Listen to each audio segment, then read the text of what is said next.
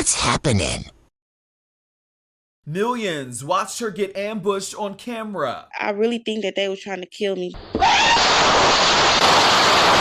These would-be robbers in Atlanta thought that they had the right one, but little did the alleged criminals know their victims were packing. The victim speaks out in a Shade Room exclusive, including her message to us all, as the number of black women getting their license to carry skyrockets. I'm Justin Carter. This is TSR Investigates.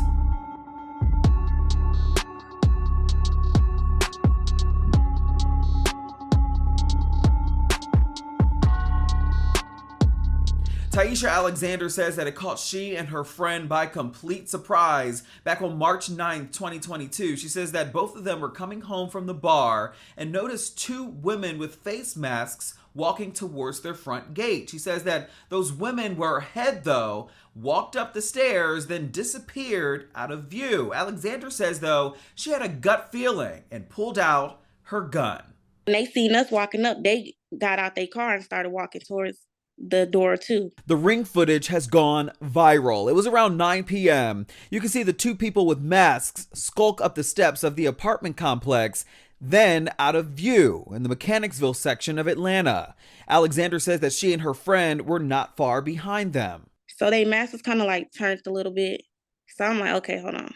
So I'm like, where did them girls go? Who are them? Who are they? Like, so that's why I had looked back, like going up, like I didn't hear no doors open. It was quiet because we the only ones out there.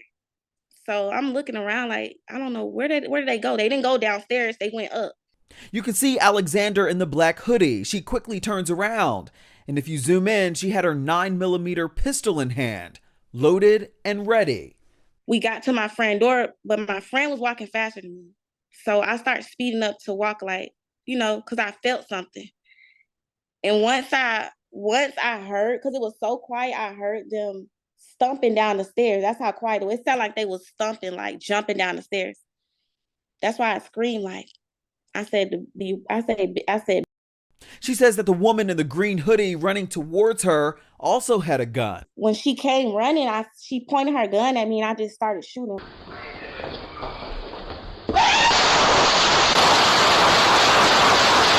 The two suspects then made a beeline back down the stairs. When I started shooting, she shot, but I guess I hit her, and that's when she was stumbling to get back up and try to shoot from behind. Here's a view from another ring camera. Do you know where you shot her? I saw her kind of stumbling down the steps. Yes, I believe it was in her left leg. The way that they ran up on me, I really think that they were trying to kill me. This is Damika Malcolm, the woman Alexander says shot her. She's now facing a number of charges, including felony aggravated assault, armed robbery, and firearms charges. You don't know Damika Malcolm's I don't know them. I don't know them from a can of paint. Alexander is in the beauty industry and runs a successful wig company. She says that she believes somebody may have had a hit on her. This wasn't a robbery. I think it was a hit on me. I'm not even gonna lie. Alexander are part of a nationwide trend, women getting their licenses to carry, like Mahogany Gillum in Oakland, California, who fired shots in the air after an intruder got into her house and took her car keys.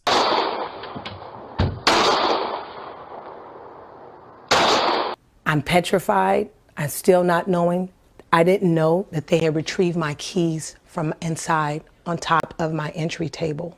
This man was shot and killed by another woman who police say tried to force his way into her apartment with her 11-month-old inside. A survey by a public health researcher from Harvard University found that 21% of people who purchased a gun between January 2019 and April 2021 were black. 48% of them were women. It's not knowing how to shoot, it's knowing when to shoot. Major Mike Williams is a veteran and a certified gun instructor in Georgia. He says that prior to 2021, black women made up about 15% of his students.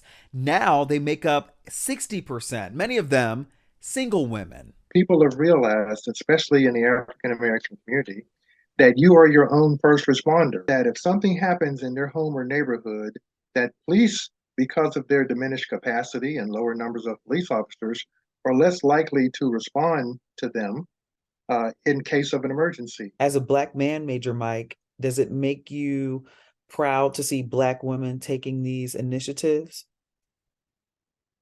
Absolutely, because for so long, Black Americans have been underserved in the handgun community. And so it's nice to see that the Second Amendment is now top of mind and awareness for a lot of African Americans. Major Mike says that he's also seeing a rise in couples and members of the LGBTQ community taking his courses as well. He says knowing how to handle your gun is only a small fraction. He says knowing the gun laws in your state, knowing how to reload, clean, and buy ammunition is also key for his students as well. Now, Damika Malcolm is still awaiting trial at last check.